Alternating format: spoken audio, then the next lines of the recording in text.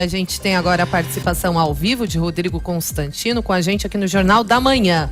Constantino, o TRF4 decidiu não só manter a condenação a Lula pelo sítio em Atibaia, como aumentar a pena para 17 anos em um mês. O que você achou desta decisão, Constantino? Olha, Kalina, ainda há juízes em Berlim, como se diz, né? Acho que foi uma decisão muito acertada, técnica. A leitura dos votos foi, inclusive, enfadonha, chata, como deve ser. O juiz não está lá para animar auditório, para jogar para a plateia.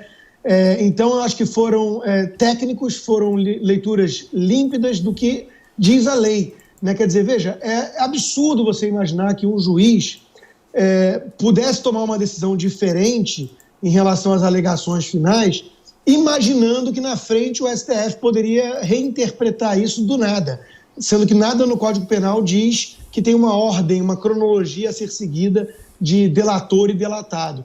Então, a leitura foi absolutamente correta, muito extensa em termos de evidências e provas, porque a segunda instância, vale lembrar, é onde termina a análise do mérito da questão. Depois, as outras duas instâncias dizem respeito apenas a ritos processuais. Então, foram avaliadas todas as evidências e provas contra Lula em relação ao sítio de Atibaia, e são vastas e cabais, não dá para refutá-las, né? O sítio era dele, de fato, ainda que não de júri, e óbvio que era um esquema de propina, era uma troca por favorecimento de empreiteiros. Então, entenderam também que a pena devia ser aumentada por conta do crime e da sua gravidade.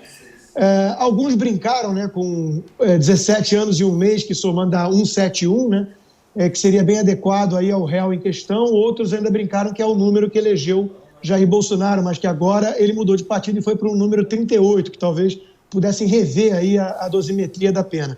Mas brincadeiras à parte, é óbvio que é uma decisão, ainda que acertada, polêmica e arriscada. Por quê? Porque o STF deixou um espaço aí para interpretação, deixou em aberto, recentemente com a sua decisão, dizendo respeito ao Bendini, e ele pode lá na frente rever isso. Quer dizer, você pode pegar esse julgamento todo que está muito sólido, embasado, que já condenou pela segunda vez Lula, né, um criminoso reincidente, e você pode lá na frente ter um STF meio esquisito que diga que, olha, isso aí não tinha que ser feito dessa forma, e ponto final. E na canetada vai lá e favorece a impunidade.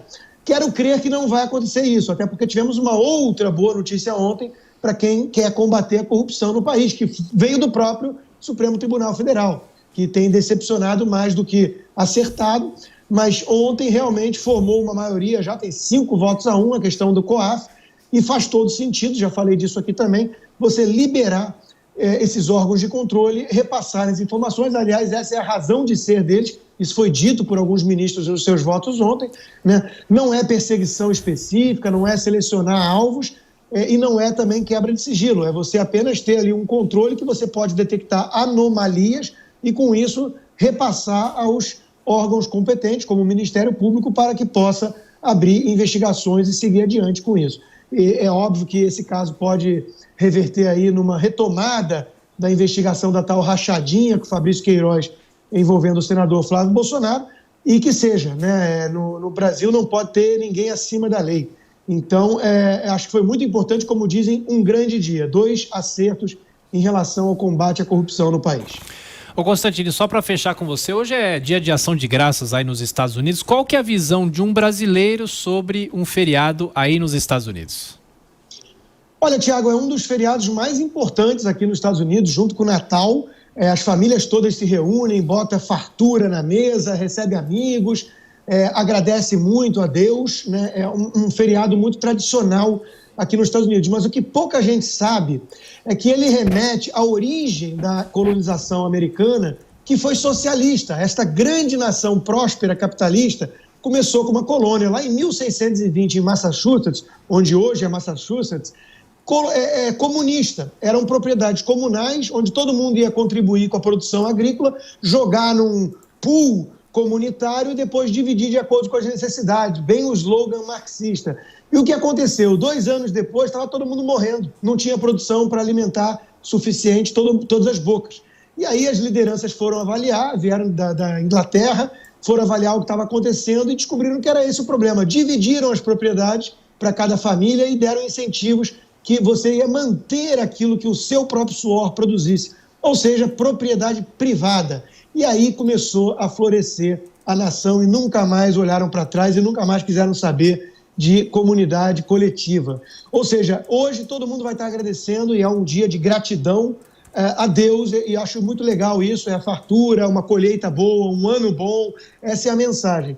Mas deveriam agradecer também à propriedade privada e ao capitalismo. Graças a isso, essa nação é uma nação tão rica, tão próspera. Participação ao vivo de Rodrigo Constantino aqui no Jornal da Manhã.